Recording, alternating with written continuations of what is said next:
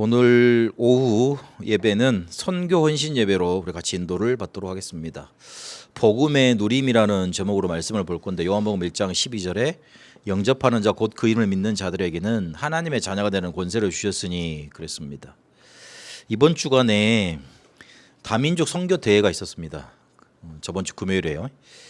거기에서 주제가 선교할 수 없는 사람들 그리고 선교할 수 있는 사람들이라는 주제로 말씀을 주셨습니다. 선교 헌신 예배를 하려고 하는데 저번 주에 다민족 선교대회를 했기 때문에 그 메시지를 조금 정리하는 게 좋겠다 싶어서 오늘 메시지를 좀 이렇게 정리를 하려고 합니다. 다민족들이 실제로 우리나라에 통계를 보니까 거의 한 300만 들어와 있대요. 그 중에 제가 알기로는 조선족이 제일 많은 걸로 알고 있어요. 그리고 한족이 한 30만. 그러니까 한족이란 뜻은 원래 중국 민족. 그게 한 30만. 그리고 그 다음에 많은 나라가 베트남. 그리고 그 다음에 많은 언어권이 러시아권. 그것도 한 30만 되는 걸로 알고 있어요. 러시아 나라들은 많이 있어요. 러시아 쓰는 나라 사람들은 많이 있는데 그 나라 사람들이 한 30만 들어와 있어요. 우크라이나 전쟁할 때 저기 그 인천에 보면 한방마을이라고 거기 완전 러시아촌이거든요. 간판 자체가 완전 러시아로 돼 있어요. 그 중국 사람들 많은 도림동 이런 거 같이 중국 간판 돼 있듯이 거기가 완전 러시아 말로 돼 있는데 거기 가 보니까 우크라이나에 전쟁 났는데 딸이 여기 살고 있어가지고 어머니가 피난 오신 그런 분들도 계시고 이렇더라고요. 그래서 우리나라는 벌써 다민족 시대가 왔다고 해도 무방하지 않습니다. 그리고 역사에도 보면 고려에도 신라 때도 그때부터 벌써 해외 사람들이 와가지고 교역하고 했던 사람들이 있고 저 이번에 그 유튜브 릴스 보다 본 건데 이슬람 사람들이 우리나라 세종대왕을 그렇게 싫어한다네요. 왜냐하면 그 당시에도 이슬람 교도들이 우리나라에 있었대요. 믿는 사람들이 있는데 세종대왕이 하도 그 조선 문화를 따르지 않고 자기들 문화를 뭐 주장하려고 그러니까 야 너거 하지 마. 그래가지고 그거를 다 이렇게 하지 말도록 법으로 제정을 한다 봐. 그래가지고 우리나라에서만큼은 이슬람이 침투를 못한 거예요. 유대인이 전 세계 다 침투를 했는데 다 살고 있는데 유대인의 회당 그게 잘 없는 곳이 어디 나라냐? 우리나라예요. 희한한 나라죠. 그렇대요. 근데도 옛날 역사의 사료에도 보면 외국 사람들이 많이 와서 산 기록이 많고요. 그리고 베트남도 이렇게 망한 왕조 후손이 지금 우리나라에 살고 있잖아요. 그렇게 해서 우리나라도 다민족 국가라고 앞으로 말을 해야 될 거다. 5% 정도 외국인들이 살고 있다고 그러는데 더 늘어가지 않겠습니까? 그리고 그 제가 예전에는 우리나라 이렇게 젊은이들이 결혼을 안 하고 애를 못 낳는 게 이거 완전 그 사단의 전략이라 생각을 했었는데 왜냐면 복음 가진 사람들이 많은 나라인데 그 자연스럽게 이걸 없애버리려면 후대를 다 없애버리면 되잖아요. 결혼 못하게 만들어가지고 그런 건 줄 알았는데 아니겠더라고요. 그것도 아니더라고요. 하나님이 오히려 다민족을 끌어오기 위한 전략이시더라고요. 우리 그 지금 기도를 미리 좀 기도 제목을 드립니다만은 민포 목사님 아마 둘째 아들은 한국에 유학으로 올 겁니다. 여기로 올 건지 부산으로 갈 건지는 잘 모르겠어요. 가장 좋게 훈련 받을 수 있는 곳으로 가야 되겠죠. 그러면 일단 들어와 있으면 우리가 걔를 어떻게 안 도울 수 있겠어요. 그렇잖아요. 어떻게 안 도울 수 있겠냐고. 여기에 있든지 저 밑에 가 있든지 어떻게 안 도울 수 있겠냐고. 그래서 그러면 그게 시초가 돼가지고 또 연결된 렘넌트들이 유학 많이 안 오겠습니까?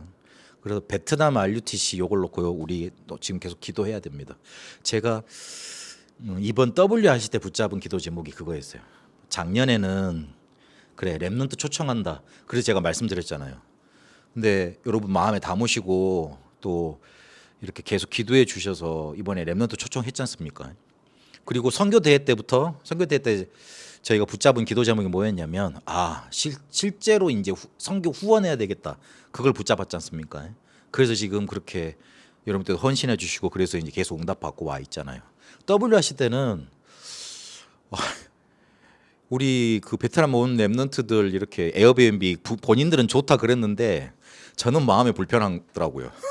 나는 마음에 불편해. 이 사람들을 어디로 인도해주고 오라 그러고 자기들 좀 편안하게 와가지고 비밀번호 알고 따고 들어가가지고 자고 한국도 여행 오면 거기서 좀 놀고 그러다 가면 좋겠는데 그래 그 사람들이 막 올 수 있는 와서 훈련 마음껏 받을 수 있는 RUTC 정도는 준비해 놔야 되겠다. RUTC라 하면 제가 저번 주 토요일 날 청소년 전도신학원 연합 캠프 그 청소년 체육대 했다 그랬잖아요. 그 교회가 반석 교회인데요. 청소년 선교국 국장님 교회예요. 근데 교회를 가 보니까 교회 본당을 지어놨는데 우리 가서 이제 메시지 들으려고 9시에 딱 갔는데 2층에서 불이 하나둘씩 켜지더라고. 그래가지고 애들이 이불을 개더라고요. 유아실에서 여자 랩런트들이 자더라고. 그리고 밑에 1층에서는 남자 랩런트들이 자더라고요. 다 방 시설이 돼 있어요. 그러니까 건물이 제가 밖에서 보니까 굉장히 큰데 반 정도만 본당을 하고 반 정도는 그렇게 시설로 만들었더라고요. 그래가지고 남자 랩런트들 나오고 우리가 나오니까 그리고 또 여자 랩런트들 나오고 그래가지고 같이 메시지 들었거든요. 그리고 그 뒤에 보니까 밭이 있고 그다음에 앉아서 쉴 수 있는 공원 같은 게 있어요. 그 교회 본당 크기만큼 해 또 거기가. 그래가지고 거기서 오늘 보니까 힐링 음악회를 하더라고. 그렇지. 야, 큰 교회는 아니거든요. 그런데 그 랩런트들 보면 그 우리 그 워십하는 자매들 거의 그 교회 출신이에요. 그리고 훈련 제대로 따라받는 친구들 보면 다 그 교회 출신들이더라고. 그렇지. 크고 작고를 떠나서 그렇지. 지역 보고마 실제로 랩런트들 키워내고 그러려면 그게 시설이 필요하구나. 저는 별로 이렇게 시설 필요 없다는 주의인데 딱 그거 하나만큼은 해야 되겠다면 훈련을 시키고 그리고 그들을 실제로 이렇게 와서 뭔가 착 훈련 받을 수 있는 그런 곳이라면 필요하겠다. 그 언약이 붙잡히더라고요. 그래서 이게 빨리 될지 더뎌 될지는 잘 모르겠습니다만은 베트남 RUTC로 우리 교회는 건물을 얻게 된다면 그렇게 인도를 받을 겁니다. 그래서 그 부분을 놓고 여러분 또 기도 제목을 하나 더 얹어서 기도하시면 되겠습니다. 다민족 선교대의 메시지를 잠깐 이렇게 보고 우리 메시지를 보도록 하겠습니다. 1강이 뭐였냐면 처음부터 끝까지 하나님은 다민족 선교를 이야기하셨다. 처음에 아브라함을 부를 때 내가 너로 열방이 복을 받게 하겠다. 너를 복의 근원으로 삼겠다 그러셨잖아요. 그래서 복 자체다 그렇게 축복을 하셨습니다. 예수님이 이 땅에서 이제 승천하시는 날 제자들한테 무슨 메시지를 주셨냐? 승천하면 올라가시면서 모든 족속으로 가라, 만민에게 가라, 땅 끝까지 이르게 될 거다. 그 메시지를 주셨습니다. 그러니까 처음부터 말씀하셨고 그리고 마지막에도 말씀하신 게 바로 다민족 선교 이야기입니다. 근데 이게 우리가 알고 있는데 잘 안 되지 않습니까? 그래서 뭐가 있어야 되느냐? 파수꾼의 능력이 있어야 된다. 왜 그 파수꾼을 우리가 해야 되느냐? 재앙 막아야 되니까. 어떤 재앙입니까? 후대가 교회가 사단에 노예되어 있지 않습니까? 자기가 잡혀 있는 건지도 몰라. 자기가 이렇게 쉽게 말하면 문화에 완전 쩌들어 있는 것도 몰라. 그러니까 뭐라 그러죠? 완전 큰 틀 안에 사단이 만들어 놓은 문화 큰 틀 안에 살고 있는데 전혀 감각 없이 살고 있어. 그게 사단의 완벽한 전략이에요. 보니까 자기가 뭔가 이렇게 기독교가 멸시받고 그다음에 기독교를 반대하고 그다음에 하나님을 못 믿게 하는 그런 큰 틀 안에 지금 있는데 모르는 그런 랩런트들로 이렇게 자라도록 계속 뭔가 이렇게 만들어가는 거죠. 분위기 자체를. 그래서 파수꾼의 능력이 있어야 가능하다. 솔직히 우리가 마음의 원은 있지만 육신이 연약하다 그러잖아요. 어제 저도 마음으로는 우리 랩런트들하고 축구도 하고 싶고 달리고 싶고 막 그러더라고요. 근데 안 따라져. 줄넘기 몇 번 돌리다가 내가 힘 빠져가지고 야 나 못하겠다 야. 니들 열심히 해라 그러고 막 뒤로 나오고 그랬거든요. 우리가 능력이 없으면 하고 싶어도 못합니다. 그래서 하나님이 주시는 파수꾼의 능력이 있어야 가능합니다. 파수꾼의 능력이 있으려면 뭐 해야 됩니까? 기도로 파수망대, 망대, 그다음에 기도로 플랫폼, 파수망대, 안테나 이걸 계속 만들어야 되는 거예요. 그러기 위해서 편집 설계 계속 디자인하는 거고요. 이러면 그리스도께서 우리에게 주신 캠프 누리면서 계속 이걸 하는 겁니다. 그래서 다른 때 응답받는 게 아니고 지금 응답받는 겁니다.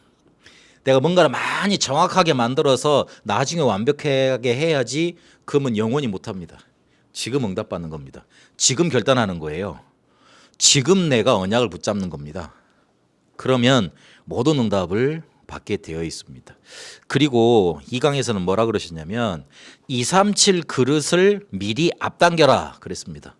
영적인 과학으로 7망대 여정 777 집중으로 그걸 하면 된다. 그래서 마가복음 11장 24절에 받은 줄로 믿으라 그랬지 않습니까? 땡겨 보라는 거는 받을 거니까 237을 복음할 거니까 세계를 복음할 거니까 그 세계 복음할 수 있는 그 응답을 미리 땡겨서 내 것으로 지금 보라는 겁니다. 기도한 건 반드시 응답 오니까 반드시 응답받게 돼 있으니까. 그래서 오직을 할수록 유익이다. 다른 거 틀린 거 하는 만큼 이게 되어지지 않는 겁니다. 개인과 교회와 현장을 그릇을 준비를 해야 되겠는데 다른 것이 필요 없을 정도로 끝을 내라 그랬어요.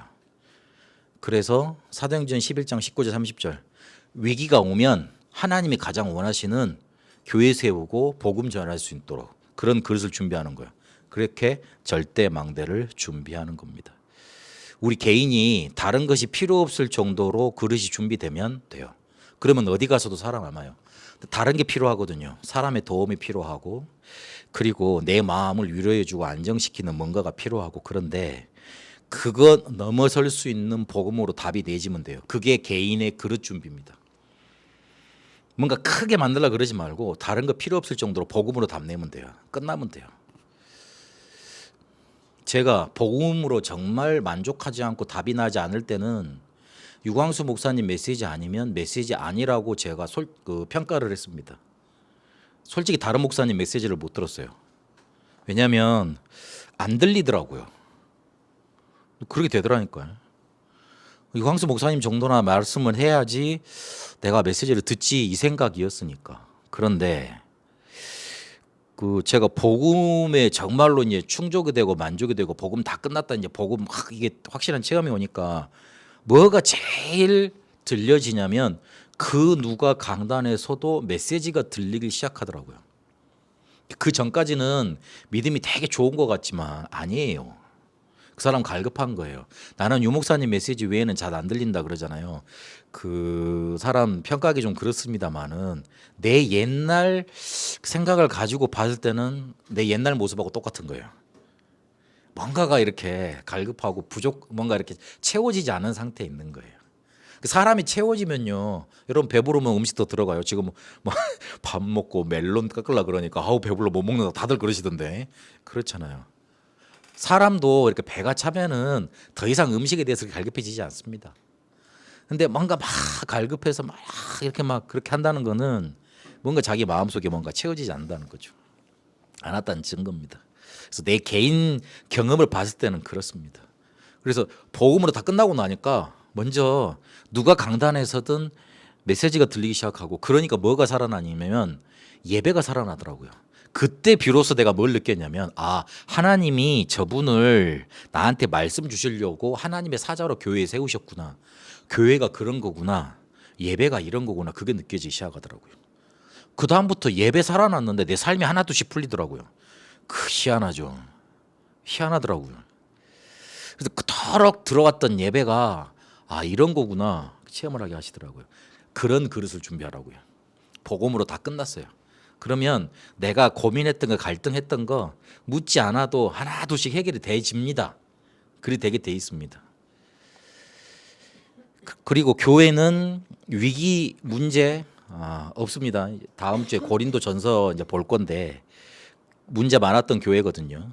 그런데 그 교회에 실제로 위기 때 결단한 중직자들을 세워져 놓으니까 다 이겨내는 그릇이 완성됐습니다. 그래서 세 가지 완전성을 누려라. 그리스도, 예배, 응답. 요 완전성. 그리스도 그리고 예배, 하나님 나라의 응답. 요게 완전합니다. 그래서 그걸 누리라 그랬습니다. 3강 때는 5천 종족으로 끝을 맺으셨어요. 5천 종족으로 가야 되겠는데 이 사람들을 살릴 수 있는 사람 비밀 결사대다. 쓰임 받은 성경의 사람들이 남은 자, 파수꾼, 그다음에 정탐꾼이라 그랬습니다. 이 정탐꾼이란 단어는 이전 주에 우리 군선교 대회 했지 않습니까? 그때 강조됐던 단어죠. 그 단어를 다민족 선교 대회까지 끌고 오신 거예요. 그래가지고 비밀 결사대다. 5천 종족을 살리려면 그렇게 돼야 된다는 거예요. 그래서 7망대 여정 이정표를 세워라. 777의 망대를 세워서 이 사람들을 살릴 수 있는 길은 문화와 치유와 서밋이니까. 축구 그리고 음악팀 요 2개 가지고 문화는 충분히 할 수 있고, 그리고 불치병 걸려 있잖아요. 거의 대부분 치료하지 못하는 병들 많잖아요. 치유, 그리고 거기에서도 뭔가 서밋 만들어 줄 수 있는 길이 있습니다. 그거 해라. 그리고 그중에 사명자 있다. 그래서 TCK, CCK, NCK 이들의 길이다 이러시면서요. 마지막에 창세기 37장 11절 말씀 주셨어요. 이 다민족 사역에 대한 선교에 대한 언약을 마음속에 오래 담아둬라. 그리고 많은 기도 속에 이걸 누려가라 그러셨어요. 많은 기도가 필요하다는 말은 무슨 말입니까? 많은 일이 있을 거란 말 아닙니까? 많은 일이 있는데 눈 뜨고 못 볼 일도 많고 들려오는 이야기 속에 좋은 이야기만 들립니까? 저는 100가지 들으면 99가지는 어렵다는 얘기 듣거든요. 뭐 응답받았다 잘 됐다는 얘기는 별로 안 들려. 보면 와 나 괜찮다 살 것 같다 이거 요즘 행복하다 그런 얘기는 안 듣는다니까. 희한하더라고요. 다들 어렵고 힘들다는 얘기예요. 그래서 그런 것들이 많을 거기 때문에 이거를 많은 기도 속에 마음속에 오래 담아두라. 하나님이 5천 종족을 살리고자 하실 때 237을 복음화하고자 하실 때 누구를 쓰시겠냐? 아무 생각 없이 자기 생활만 했던 사람을 쓰시겠냐? 이거를 마음속에 오래 담아둔 사람을 선택해서 쓰시겠냐? 그건 하나님의 주권 아니냐? 그래서 여러분은 이걸 마음속에 오래 담아두시라. 그 말로 이렇게 마무리를 하셨습니다. 그래서 선교할 수 있는 사람들, 우리 파수꾼의 능력을 가지고 그리고 237을 앞당길 수 있는 777 집중을 하고 그리고 정탐꾼으로 비밀 결사대의 언약을 딱 붙잡은 이 사람들이 선교를 할 수 있게 되는 겁니다. 그래서 자꾸 그렇게 가려면 내 우선순위를 복음을 알고 복음을 누리는 것에 둬야 됩니다. 그래야지 우리에게 아까 앞서도 말했지만 그릇이 만들어집니다. 복음을 담고 누리다 전할 수 있는 그릇이 내게 먼저 만들어져요. 그런 뭔가 이렇게 믿음의 크기가 믿음의 그릇이 내 안에 만들어집니다. 그 문제 해결하려고 노력을 해버리면 그 자체로 우상 숭배가 돼버린다 이번 주에 말씀하시더라고요. 듣다가 깜짝 놀랐네. 맨날 나도 그리 생각했는데 뭐 목사님도 그러시길래 맞죠. 그게 우상 숭배죠. 문제 해결하려는 그 자체로 우리가 노력을 하잖아요. 그러면 그 자체가 우상 숭배가 된다. 딱 그렇게 딱 정의를 하시더라고요. 그렇지, 그게 우상 숭배지. 내가 힘을 내서 내 문제를 해결하려고 하면 그게 당연한 생존 본능이잖아요. 살아있는 생명이라면 살아야 남으려고 하고 살려고 합니다. 그래서 해결하려고 그래요. 불편하잖아요. 문제가 있는 게. 그런데 그거를 우리가 억지로 해결하려고 노력을 해버리면 내 노력과 내 동기가 들어가 버리면 그 자체로 우상숭배가 돼버린대요. 그러니까 하나님 아닌 것으로 하나님께서 주신 것 아닌 것으로 해결하는 거잖아요. 우상숭배 아니? 당연히 우상숭배죠 그게. 안 그러겠어요? 하나님이 배제돼 버리는데. 내게 주신 것 복음이니까 그거를 자연스럽게 누리다 보면 자연스럽게 해결되게 돼 있습니다. 제가 군대에서 탄약 반장을 했는데 탄약 관리를 하는데 우리 그 아는 밑에 이제 행정병이 수류탄 모의 수류탄 있거든요. 진짜 실제 말고 이게 뭔가 약하게 터지는 거 있어요. 플라스틱으로 만든 거. 근데 그게 이렇게 조금 벌어졌는가 봐요. 뇌관이. 그래가지고 이거를 붙잡고 핀을 넣는다고 하다가 이게 손에서 터져 버렸어요. 뻥 터져 버렸네요. 난리가 난 거죠. 그래가지고 이제 이거를 의무대로 간 거예요. 얘 이제 손에 화상 입고. 그러니까 완전 실탄이었으면 이제 다 죽죠. 근데 터져 놓으니까 파편이 이제 박히는 거 아니에요. 플라스틱 파편이 손에 박힌 거예요. 요걸 어떻게 빼내느냐? 약품에다가 손을 가만히 두고 있으니까 싹 다 빠져나오더라고요. 그래가지고 걔 손 이렇게 치료하고 그렇게 하더라고요. 우리도 모르는 그런 작은 파편들이 있잖아요. 그거를 찾는다고 이렇게 하나 둘씩 이렇게 뽑잖아요. 그럼 살 희 뒤집다가 이렇게 더 큰 상처 돼 버립니다. 그런데 복음 속에 딱 담궈 놓으면 다 빠져나옵니다. 복음은 그걸 다 끝냈기 때문에 다 해결할 수 있는 것이기 때문에 우리가 알지 못하고 우리가 모르고 왔던 그런 영적인 문제까지 다 해결합니다. 그래서 먼저 복음 속에다가 우리를 깊이 담그는 게 중요합니다. 하나님이 우리를 잘 알겠어요? 내가 나를 잘 알겠어요? 대부분 사람들 다 착각하거든요. 내가 나를 잘 안다고. 아예 모르는 소리. 그랬으면 내가 가장 좋은 시대를 발맞춰서 태어났어야지. 그리고 가장 좋을 때 갈 수 있어야죠. 근데 사람이 그리 되지 않아요. 우리 인생이라는 게 그렇게 쉽지가 않다니까요. 마음대로 잘 되지 않아요. 그래서 복음에 깊이 담겨야 돼요. 복음 속으로 깊이 들어가야 돼요. 그래야지 끝나게 돼 있어요. 요한복음 1장 1절 12절 흑암 속에 있던 나에게 그리스도가 빛으로 찾아오셨습니다. 우리가 살고 있었던 흑암은 사단의 12전략이지요. 어두움 속에 살아서 빛이 비춰도 깨닫지를 못했습니다. 요한복음 1장 5절에 보니까 사람들에게 빛이 비춰도 사람들이 깨닫지를 못한다 그랬어요. 오히려 빛이 비치면 싫어합니다. 여러분 자고 있는데 엄마가 이렇게 시간이 됐다고 방해불을 확 켜면은 기쁘게 아침이 됐구나 나 학교 가야지 웃으면서 가는 랩런트들 몇이나 돼요. 아 그러면서 더 잘래 그러죠. 다 안 그런가 봐. 우리 랩런트들은 안 그런 줄 알고. 그렇죠. 빛 비추면 대부분 사람은 싫어해요. 왜냐하면 어두움이 좋잖아요. 그리고 살아왔던 게 좋지. 그렇습니다. 우리를 그렇게 생명으로 빛으로 인도하시려고 그리스도께서 몸을 입고 찾아오셨습니다. 그래서 12절에 보니까 영접, 이 말은 무슨 말이냐면 그리스도가 누구인지 알고 내 주인으로 모셔드리는 겁니다. 그럼 어떻게 되느냐? 신분 바뀝니다. 권세 주어집니다. 성령께서 우리 안에 내주하시고 인도하시고 역사하십니다.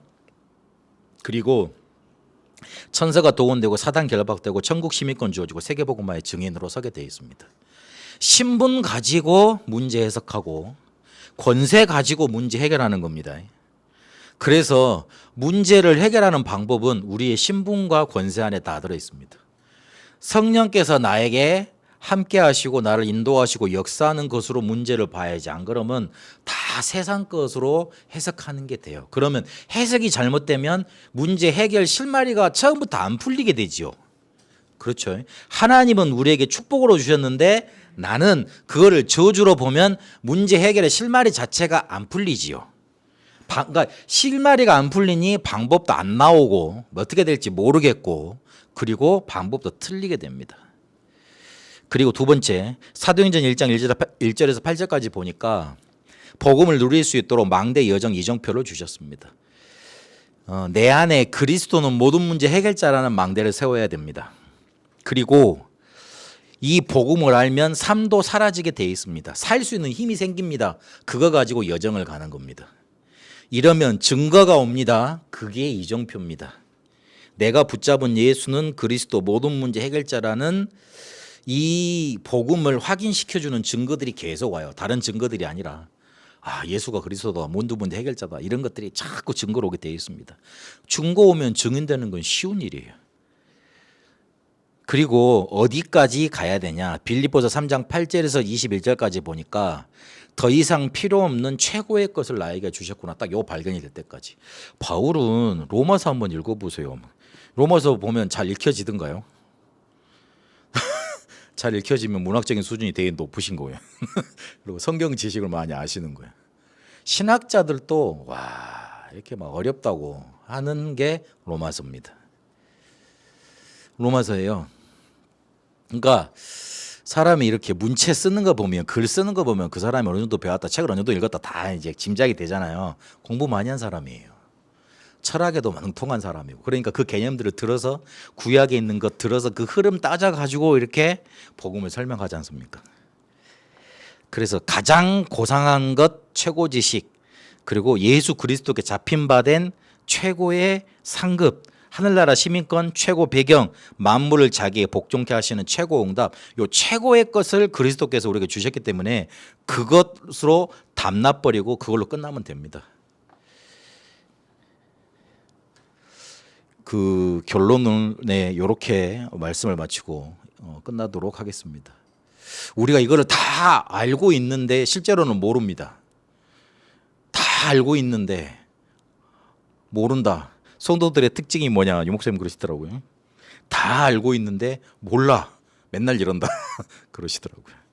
랩런트들한테 설문지 돌려가지고 질문을 받아보면 내가 맨날 설교를 했던 것에 똑같이 맨날 또 물어본다. 해년마다 똑같다. 그 질문이 그러시더라고요. 그러면서 내가 설교를 잘못했나 이 생각을 하게 된다. 그러시던데. 듣고 보니까 그래요. 그 예전에 이렇게 우리 초창기 메시지 이제 편집하고 이런 그런 목회자들 모임이 있는데 거기 가서 메시지 들어보면 나도 옛날 저 현장 팀에 가서 메시지 다 들어봤는데 지금 들어보면 너무나 새로워. 깜짝깜짝 놀래요. 처음 들은 메시지 같아.